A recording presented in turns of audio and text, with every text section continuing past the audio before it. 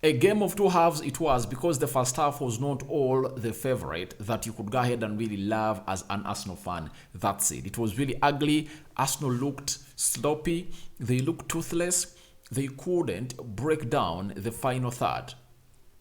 They couldn't break down or do the necessary in the final third of the pitch, but obviously the second half they came back, they bombarded Oxford and they hit it by 3-0. Obviously Nketiah with the brace and El Nini getting his first goal for Arsenal since 2021 May. Welcome to Rokani Media Football. How are you guys and where are you watching us from? We are here to do what we call the player ratings, a video that really closes down the day. And guys, today we've had a lot to do. This is the fifth video of the day. That's a lot of work that are really invested in, and I believe you guys are really going ahead to reciprocate the love by subscribing, because we are left with just 200 subscribers to hit 10,000 subscribers, and continue to subscribe to this channel so as not to miss out on stories that we do upload in here on a daily. Now today we are talking about the player ratings, and without further ado, allow me get into the player ratings, because you know what the match reaction has been all about. It has been done and we are here to talk player ratings. Now let's do player ratings. Goalkeeper, Matt Turner, keeping a clean sheet, coming out to the saving of Arsenal, to the rescue of Arsenal in the first 10 minutes of the game, where he was exposed to a one-on-one and he really saved Arsenal from really conceding that goal. First half was really looking sloppy. Arsenal had not yet clicked to the levels I expect them to be, but obviously the keeper saved them very well. I'm giving him a 7 out of 10. That is what I'm giving Matt Turner. If at all that goal goes past him and goes in, it changes every situation. It changes every situation, and obviously it doesn't really bring out the best that you would have really liked to see for your club. So 7 out of 10 for me. I go for Tomiyasu, obviously going in with an effort, a double effort to really meet that ball that Elneny scored. He wasn't looking bad. 6 out of 10 for me. I'm giving it to Tomiyasu. Left back, Nketiah, not bad, looks solid. Obviously, you see a very huge difference between him and Zinchenko. When Zinchenko comes on the field of play, you see a very huge difference. When Zinchenko is taken off the field of play and bring in Nketiah, a very huge difference. And I'm giving him a 6 out of 10 today. I think that's what he deserves today. He was not all that extraordinary to deserve a 7 or a 6.5 to be above average. We go to the central defense. Rob Holding, I'm going to give him a 7 out of 10 for me. He has kept a clean sheet for his team, and obviously expect a player like him to really not even play well, because he has not been playing games for Arsenal. When did he last play a competitive game for Arsenal? Because all the Premier League games have been played by a central defense partnership of Gabriel Magalhaes and Saliba. Though he comes in through in the dying minutes for all Arsenal wants to defend, you know that very well. I'm giving him a 7 out of 10 for me.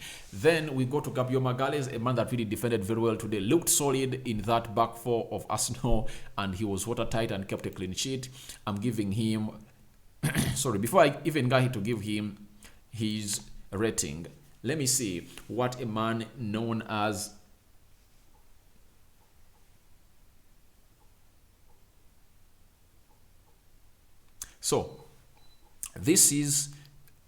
this is a Nketiah, sorry. So I'm bringing you the game, Gabriel Magalhaes' game by numbers versus Oxford. He had 93 passing accuracy. That is great from a defender. 70 touches, 55 passes completed, 7 out of 8 aerial duels won, 4 long balls completed, 4 clearances made by him, 3 out of 3 aerial duels won, then 1 out of 1 dribble completed. That is Gabriel Magalhaes, and no one had to pass past him to really cost or make Arsenal concede a goal. I'm giving him a 7.5 out of 10. Really had a very good game, solid at the defense, and obviously he delivered what Arsenal really wanted. Let's go to El Nini, scoring a goal, controlling that midfield, playing 90 minutes, and obviously dictating or dedicating play in every aspect of this game of football. He played very well, scoring a goal. You were CDM. His goal was the most important goal of the game. Do you know why? It broke the dreadlock. We're into 63 minutes, meaning that if they reached 70 minutes, they would have gone ahead to park the bus a lot. That goal that he scores leads to Arsenal scoring the next 2 goals, because this team vastly opens up. to create pockets of space for Arsenal. And that's why you see like Fabio Vieira coming in and Martinelli utilizing those pockets of spaces to find Nketiah to score those 2 goals that came in through in the 70th minute and 76th minute. So I'm giving him an 8 out of 10. He really did a very good job today for Arsenal. After that, we are talking about a player called Albert Sambi Lokonga, taken off in the 62nd minute of the game for Granit Xhaka, and he had a silent game according to me. Yet I expected him to really be determinant in this game because he was being played as a box-to-box midfielder, a position that I believe suits him better, but he was not all that shiny. I'm giving him a 6 out of 10. That is Sambi Albert Lokonga. We go to another midfielder, that is Fabio Vieira, that played in the midfield 3 with Arsenal. With Sambi Lokonga and El Nini. Played very well, decent passing, 2 assists on his name. Helped Arsenal to unlock that watertight defense of Oxford by bringing that pinpointing and inviting inch-perfect cross. Obviously, that required an exquisite finish from El Nini in the 63rd minute. He went ahead to release Nketiah to score a second goal for Arsenal. So he was important for the 2 goals that Arsenal really went ahead to score. This guy was really magnificent, really put in the hard work, and we've seen glimpses of what this guy can do if at all he is really given spaces of really creating havoc into the final third of the pitch. Now, his game by numbers was as follows, as brought to you by Statman Dave. 81 passing accuracy, 4 key passes, 4 crosses completed, 3 out of 4 ground duels won, 3 out of 4 long balls completed, 2 big chances created, and 2 assists created by this guy known as Fabio Vieira. This guy is really brilliant. He's excellent. He's magnificent. He's efficient. You see, get him into the right places of the final third, the opponent will cry because this guy will release you every time you feel like you want. And I believe this is the best game that Nketiah has enjoyed himself as a number 9 for Arsenal because he had he had received all those assists on his plate. You get? It was just finding the best way either to round the goalkeeper or dink the ball over the goalkeeper and really direct to the back of the net. And Fabio Vieira has really done this to him. I'm giving him a super 9 out of 10. He did everything that he desired to do to see to it that he goes ahead and do the... Even the third goal, he's the one who gives that ball to Martinelli, and Martinelli does a very good run to really release Nketiah to go ahead and really do the needful. I'm giving him a super 9 out of 10. So we go to the other player, Bukayo Saka. I really believe he had a silent game. He was really fouled, taken off the field of play. In the post-match press conference, Mikel Arteta confirmed with us that Bukayo Saka is fine. Very many Arsenal fans had really went into the worrying mode because they are having a game against Tottenham Hotspur. That is a very huge game on Sunday, but the boy is fine. That's it, what I want to tell you. But to me, I'm giving him a 6 out of 10. He was not all that vibrant. He was not that explosive. He was not all that initiative. He was not submitting himself enough. I don't know all he was thinking about the Spurs game. I don't know what really affected him today, but in such games, this is when you expect your players like Saka to raise up. That's what I talked about the game of Newcastle. Every time the team needs you, you need to raise up. That's why today, I believe that Fabio Vieira was Arsenal's best player on the field of play today. Because when Arsenal needed him, he raised up to the occasion. That is what you're supposed to do when you are a player in the caliber of Saka. You get? When I come on and tell you that Martinelli to me is a better player or a better servant to Arsenal than Saka, people say, Rokani, you have an agenda on Bukayo Saka. I don't have an agenda on Bukayo Saka. But ask yourself, when does he score that goal? You get? I think in most cases, it has been this man called Martinelli to really lift up Arsenal every time Arsenal needs him. I'm not underplaying or downplaying or downgrading the efforts of Saka. Saka is a good player, but he needs to know that if at all he wants to be into that bracket that people are really putting him, that is one of the best players in the world in his age, he needs to start deciding games for his club. Like the game Arsenal is going to play against Spurs, he needs to come out and single-handedly go ahead and decide it in a desired manner. That's it. If you're going to be one of the best and to be where the best are, that's it. Look at what Rashford is doing at Manchester United. That's what you're supposed to be doing. Even when there is no space, you create it and score a goal for your club. So, good to see to it that he really played and is still fit and very much fine, not injured, ready to play against a side called Spurs on Sunday. 6 out of 10 for me for a player called Bukayo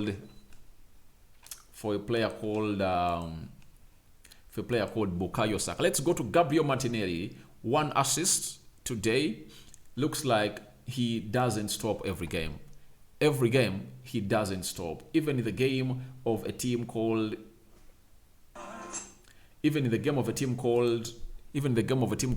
Newcastle, he really came close, but his effort was not really so much accurate and it went begging.